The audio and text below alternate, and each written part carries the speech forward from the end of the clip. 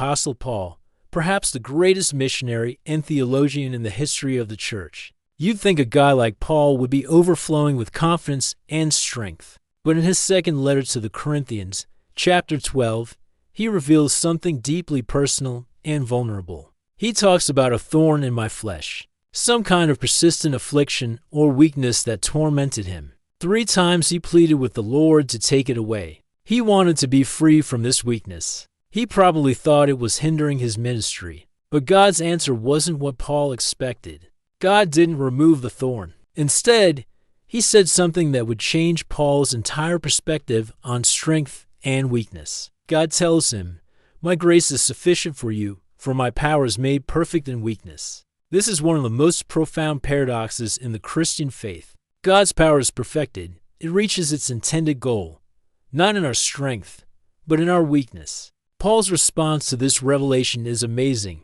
He says, "Therefore I will boast all the more gladly about my weaknesses, so that Christ's power may rest on me." He learned to see his weakness not as a liability, but as an opportunity for Christ's power to be displayed. He realized that when he was weak, he was forced to rely completely on God. And that's when God's strength shone through the brightest. Paul's life demonstrates that true spiritual strength isn't about being perfect or flawless. It's about depending on Christ's all-sufficient grace in the midst of our struggles.